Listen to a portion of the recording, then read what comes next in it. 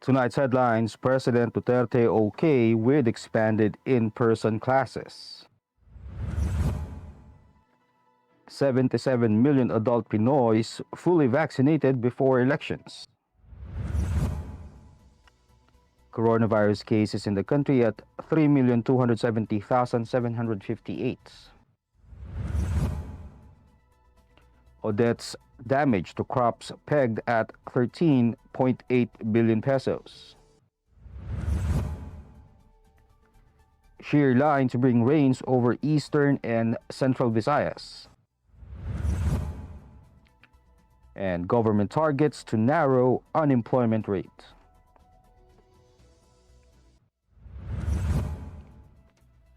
Good evening. Today is Tuesday, January 18, 2022. I am Elmer Navarro Manuel, and this is Tribune News on Q. Here are the stories for this evening.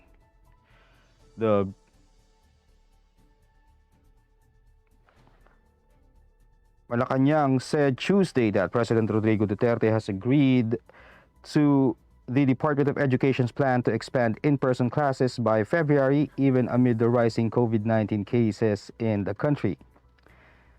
Acting presidential spokesperson Carlo Nograles said that the president has no objections, as the Department of Education and Department of Health are the agencies that will assess the expansion or pilot implementation of face-to-face classes under DepEd. In a presentation made by Education Secretary Leonor Briones on Monday night, she recommended the expansion of in-person classes in areas under Alert Level 2, provided that the host local government units agree to it and that the parents or guardians will allow the children to physically go to school. Briones said that such in-person classes in Alert Level 2 areas will only cover teachers and non-teaching personnel vaccinated against COVID-19. Malacanang said Tuesday that 77 million adult Filipinos will be fully vaccinated against COVID-19 before the May 9 elections. Acting presidential spokesperson Carlo Nograles made the assurance less than 4 months before the nationwide elections on May 9. A fully vaccinated adult population, Nograles said, would help ensure safe conduct of the 2022 elections amid the pandemic. Government records show that of the 54 million fully vaccinated Filipinos so far, 6.88 million are under the 12 to 17 age bracket, as reported by Vaccine Czar Carlito Galvez to President Rodrigo Duterte on Monday night. Only those aged 18 and above are allowed to vote, provided they are registered.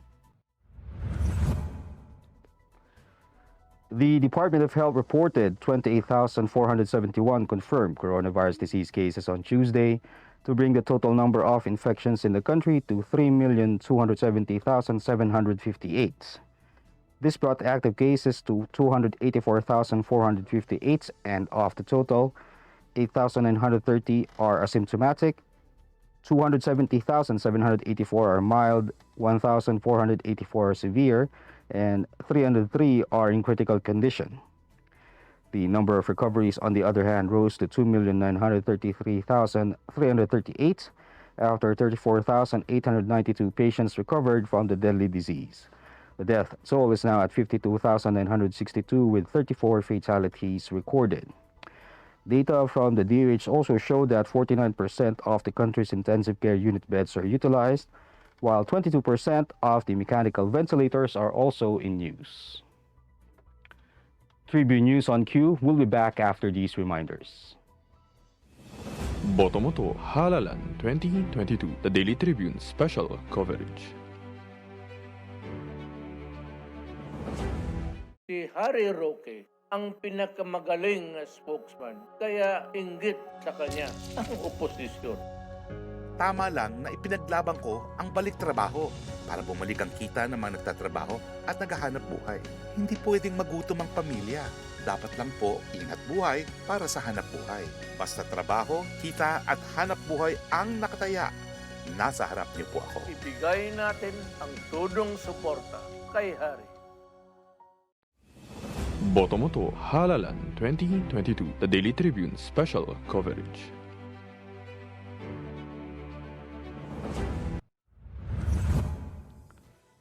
In other news, the Department of Agriculture on Tuesday released the final amount of damage and losses to the agriculture sector after the onslaught of Typhoon Odette in the Visayas and Mindanao mid-December last year.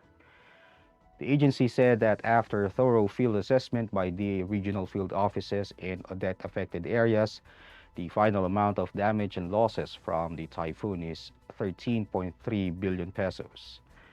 The calamity affected 533,709 farmers and fishers, with volume of production loss at 273,062 metric tons and 462,766 hectares of agricultural areas in Calabarzon, Mimaropa, Bicol, Western Visayas, Central Visayas, Eastern Visayas, Zamboanga Peninsula, Northern Mindanao, Davao, Soc-Sargen, and Caraga.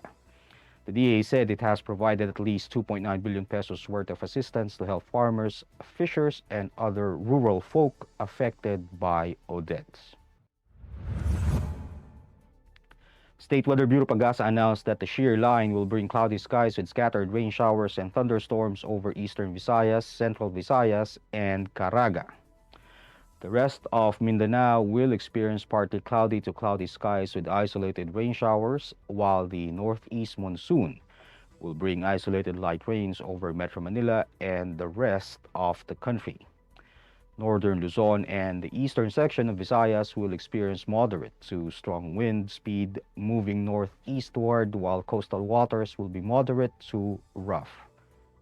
The rest of the country will experience moderate to strong wind speed moving northeastward, while coastal waters will be moderate to rough. And in business, Department of Trade and Industry Secretary Ramon Lopez said Tuesday that the government aims to bring down the unemployment rate close to pre-pandemic levels of around 5 to 5.5% this year. Lopez said the unemployment rate slowed down to 6.5% last November from a peak of 17.6% in April 2020. Last year, the Task Force Group on Economic Recovery National Employment Recovery Strategy was created to address job shedding across different industries due to adverse impact of the coronavirus disease.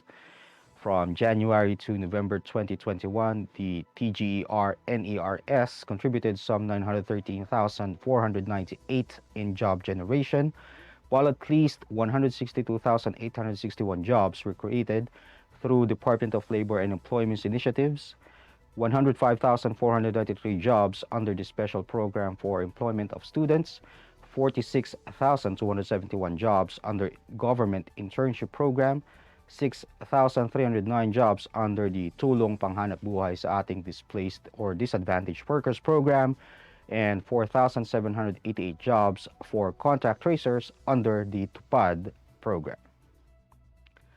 That wraps up the stories tonight, and before we go, we would like to thank the SM Store, Araneta Center, Department of Tourism, MG Motors, Hina Motors, Security Bank, and Overseas Community Affairs Council member Alan Lin of Republic of China for their continued support.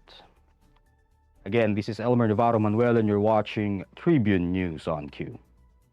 Stay safe, stay healthy, and stay at home. Good night, and God bless us all. Boto mo to, Halalan 2022, the Daily Tribune special coverage.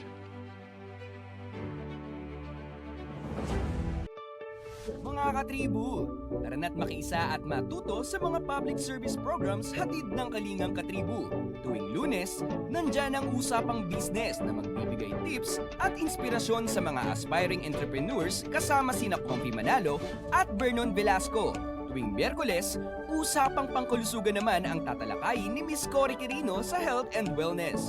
At tuwing Biyernes naman, kung legal advice ang kailangan mo, sagot ka na ng Legal Diaries kasama si Elmer Navarro Manuel at mga guest lawyers. Lahat ng yan mapapanood tuwing alas 3:30 ng hapon sa Daily Tribune Facebook page at Tribune Now on YouTube. This public service advisory is brought to you by Daily Tribune and 100.3 RJFM.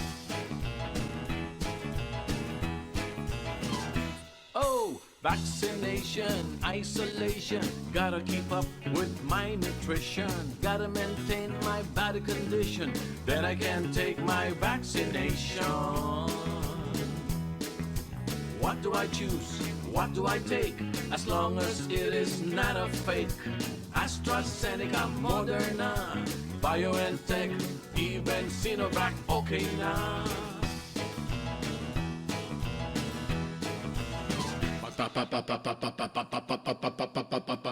Babakuna ka ba, babakuna ka ba, babakuna ka ba, babakuna ka ba, babakuna ka ba, babakuna ka ba. Vaccination for the nation, no more isolation.